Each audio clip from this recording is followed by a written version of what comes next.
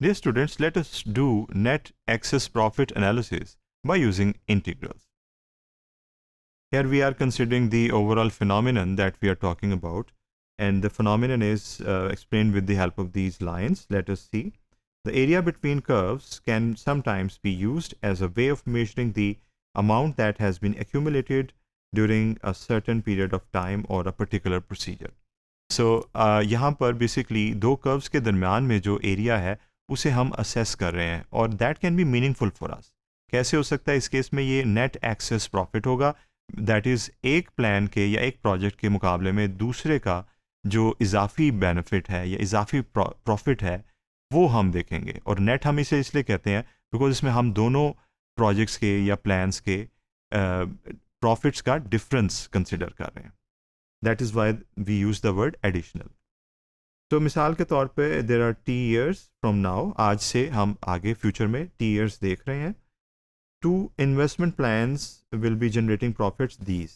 दो project plans हैं या इन्वेस्टमेंट प्लान्स हैं और उनसे जो प्रॉफिट जनरेट हो रहा है हमने P से रिप्रेजेंट किया है, पहले को P1 से और दूसरे को P2 से. टाइम शो कर रहा है कि ये प्रॉफिट ओवर टाइम चेंज हो रहा है. तो time is the independent variable. Their respective rates of profitability are these. इसे हम कह सकते हैं कि उनके रेट्स हैं. पहले हमारे पास ओवरऑल फंक्शंस थे, अब हमने उसका डेरिवेटिव लिखा है जिसका मतलब है कि अब रेट्स लिखे हमने. और they are expected to satisfy this. और उसकी एक प्रॉपर्टी जो हम एक्सपेक्ट कर रहे हैं वो ये है कि या तो एक दूसरे के बराबर है या जो दूसरा प्लान है वो ज़्यादा रेट ऑफ चेंज रख रहा है as compare to the first project. For the next years, for the next n years, अब हमने n ईयर्स स्पेसिफाई कर दिए टाइम में, एक certain point of time in future choose किया. तो इसका मतलब ये है कि हमने टाइम को नाउ अभी से लेकर कंटिन्यू किया certain point in time in future, that is n years. अब इसे डायग्रामेटिकली देख के हमें इसका बेहतर अंदाजा होगा. t ईयर्स और y that is the returns और द प्रॉफिट्स. आप देख रहे हैं कि इसमें हमने P2 बार और P1 बार दोनों को प्लॉट किया है और इनकी जो इनइक्वालिटी थी वो यहाँ पर सेटिस्फाई हो रही है. नेट एक्सेस प्रॉफिट ये हमें नज़र आ रहा है कि शेडेड एरिया जो डिफरेंस है उन दोनों के रेट्स ऑफ चेंज के अंदर, उनके rates of change in profit के अंदर, वो हमने यहाँ पर मेंशन किया.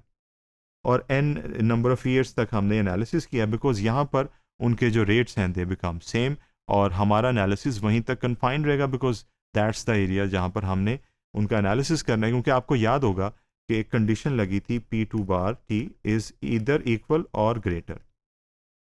सो इट मीन्स दैट के P2 bar should be greater or equal, उससे ऊपर हो या उसके बराबर हो बट उसके नीचे ना हो, क्योंकि यहाँ पर ये ऑपोजिट हो जाएगा इस एरिया को, इसलिए हमने कैंसिल किया और n से आगे हम नहीं चले, n तक बराबर है और n से पहले P2 बार ग्रेटर है.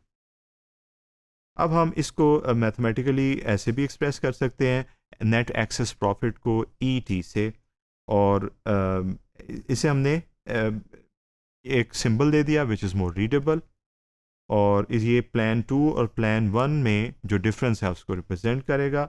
और जो इसमें नेट एक्सेस प्रॉफिट है वो हमें तब मिलेगा जब हम EN को E0 से सबट्रैक्ट करेंगे. दैट इज़ कि हम इनिशियल पॉइंट से लेकर n तक the difference that was calculated through P, जो कि एक्सेस प्रॉफिट को हॉरिजॉन्टली डिफरेंस को शो कर रहा था. लेकिन अब हम बात कर रहे हैं हम इस तरह बात कर रहे थे हॉरिजॉन्टल, जिसमें हम दोनों प्रोजेक्ट्स के या प्लान्स के प्रॉफिट्स के डिफरेंस की बात कर रहे थे. लेकिन इसमें टाइम डायमेंशन भी है जो कि हॉरिजॉन्टली मूव करती है, इसीलिए इसे जब हमने असेस किया तो हमारे पास नेट एनालिसिस आ गया. और उसके लिए आपने देखा कि हमने E0 that is the beginning and the ending, उन दोनों के डिफरेंस को कंसिडर किया. ये है हमारे पास वो रेंज जिसकी हम बात करें, जिसकी वजह से ये नेट इफेक्ट हमें दे रहा है. ये जो हमने अभी इक्वेशन बनाई थी फाइनल वन, इसे हम अब इन मोर एलेबोरेटेड टर्म्स लिखने जा रहे हैं. ये आप देख रहे हैं E बार T की जब हम इंटीग्रेशन करेंगे विद इन दिस लिमिट तो ये बन जाएगा ET. यही यहाँ पर किया हुआ है. और ET की जो वैल्यू हमें ऑलरेडी गिवन है इट इज़ दिस, और इसे जब हमने इंटीग्रेट किया तो हमारे पास ये फाइनल रिजल्ट आ गया. राइट, इसे आप खुद परफॉर्म कर सकते हैं वीडियो को पॉज करके, because this is simple substitution and integration.